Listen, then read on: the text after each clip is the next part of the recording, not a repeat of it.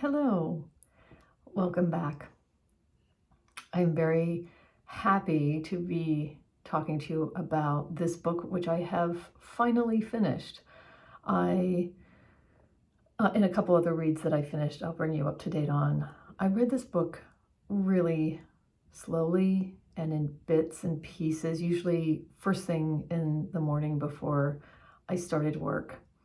I'm so glad I read this book. It was the start of an education for me about Indigenous peoples in Canada and also in the United States, and the agreements that were made a long time ago with the United States, and how the United States would treat the lands that they were establishing as for some of the tribes to live on, and what those federal rules would be for Indigenous people living on those lands, and how that's played out, not just how it plays out today, but also things that have happened in between in Canada with certain people in the Prime Minister's administration that had oversight of the reserves in some way, usually having to do with the budget.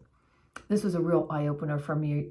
It's written by two people who have law degrees. One is non-Indigenous and the other is Indigenous. It is about a town called Rossburn, and then a reserve called Wayway Sea Capo Reserve on the other side of the Birdtail Creek or River. I keep forgetting.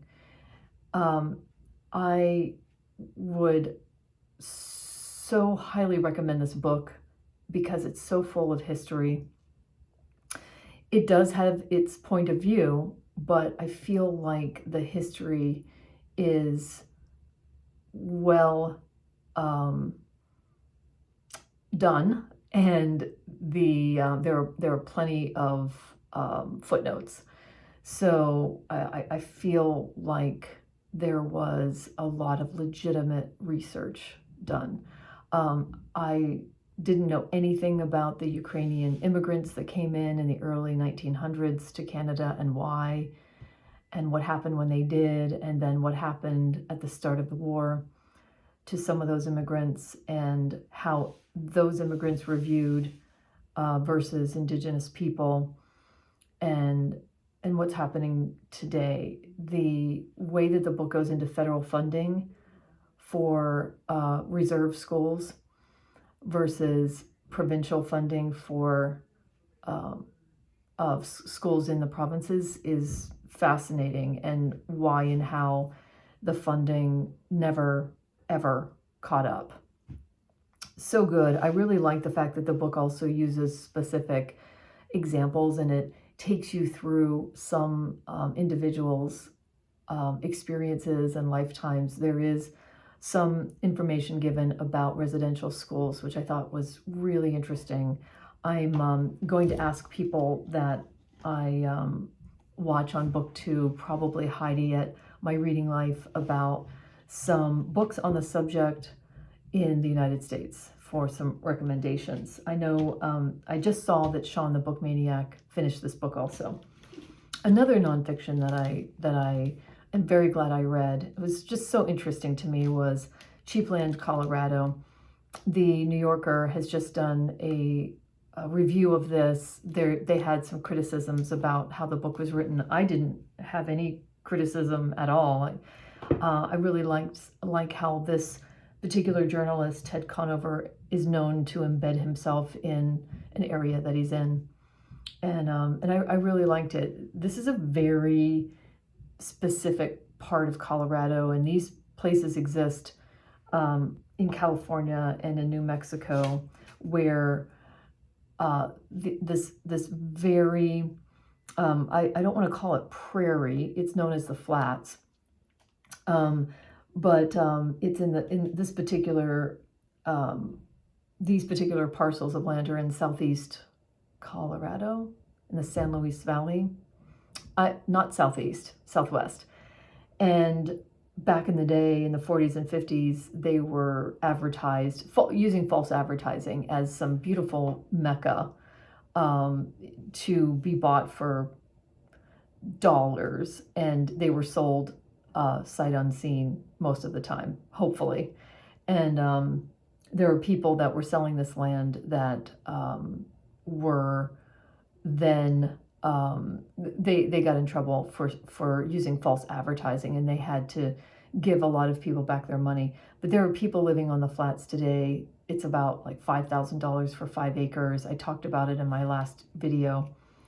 I just thought this was a fascinating study of the different types of people that are living off the grid, like really living off the grid, with no electricity, no plumbing, no sewage, things like that. Fiction-wise, I finished this brand new piece of fiction called They're Going to Love You by Meg Howry.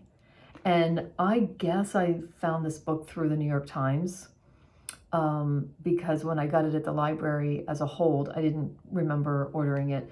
But it's about a woman who had been a dancer, a ballet dancer, and her father, Robert, is a gay man living with James, his partner, and her mother was also a dancer. So they're all in the dance community. She, the main character, is whose name I'm forgetting, lives in Los Angeles. Everyone else lives on the East Coast. Her father is an older person. He's 85 eventually, and he's dying. And there was something that happened somewhere like 15 years before that caused them not to speak. And so you're left wondering in the book, what was that? And that thing ended up being kind of weird, and I don't know. It was a page turner. I liked the writing. I don't know that this is her first book. No. I think there's 3 others. And I would actually find another one of her books and want to try reading it. I thought it was, I think it's sophisticated writing, and I don't like every new contemporary fiction book that I read. So it's got to feel like literary fiction, I guess. It's got to have some kind of complexity to it. In some way, unless, it's another genre completely, like a Barbara Pym novel or a Barbara Trapedo novel, something like that. Although I would say the writing from those 2 authors is amazing.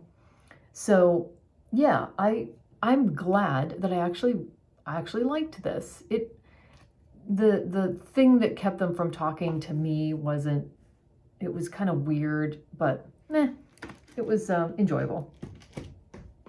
I then picked this off the shelf. I said in my last video, I just happened to see it and I liked the cover. It's Rebecca Goldstein's The Mind-Body Problem. It is a young woman in college who is studying philosophy, and she meets a professor who's a mathematician. She's not a college student, she's a doctoral student. And they eventually get married, so a philosopher with a mathematician, and she talks about the mind-body problem. I lost interest in this book like halfway through. It's very dense.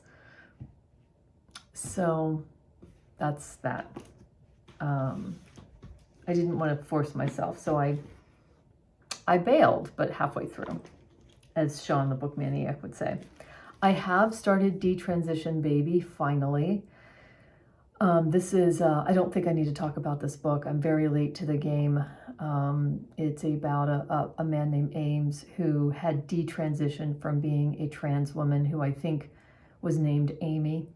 And he is now having a relationship with his boss, a female, and she becomes pregnant, and then he has an interesting conversation with one of his trans women friends. That's all I'll say, because almost everyone in the world either knows about this book or has read it.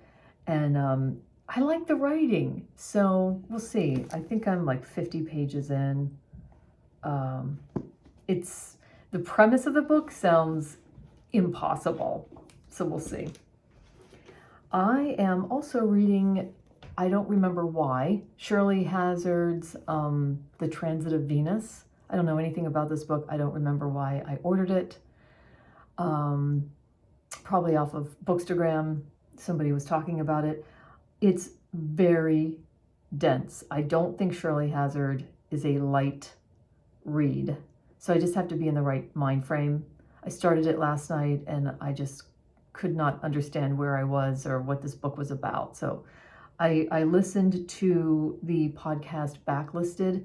I searched to see if they've ever talked about Shirley Hazzard, and they have. It was back in 2016. They were talking about her book, The Something Fire, The Great Fire, written in 2003. I could just tell from the way they're talking that this is not light reading. So I'm sticking in there. We'll see.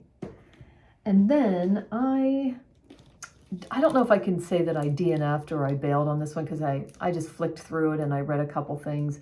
It's Maeve Brennan's Homesick at the New Yorker. I mean, I'm a big New Yorker fan. And I heard Maeve Brennan talked about on Backlisted, but I don't know. It just didn't connect with me. So I'm returning it. And then, speaking of returning, also Cormac McCarthy's The Passenger. I have to say, this is a bail, a DNF for sure. I started reading this last night. I love the first scene of the salvage diver diving down to see what's happening with this plane that wrecked. I'm a diver myself, so reading about a salvage diver was really interesting. After the dive, he goes to a bar, and that's really where it just fell apart for me. I thought, oh my gosh, if this book is about this dialogue without quotation marks, I didn't know who was talking, who was, there were so many people in the bar, I couldn't understand who was talking and who wasn't talking. I don't know. I might put it back. And the reason that I might give it back to the library is that I'm about to go to the library and I have a bunch of holds, because once again, everything that I reserved all came in at the same time. You know how that happens. So I don't know, maybe I won't return it, or maybe I'll just return it and I'll get it back out and I'll give it to somebody who's been waiting, who's on the wait list for it. So there. So anyway, thanks for sticking in with me and tuning in again. I hope you have a wonderful holiday weekend if you're in the U.S. Celebrating Thanksgiving. And for everyone else, I hope you have a good weekend too.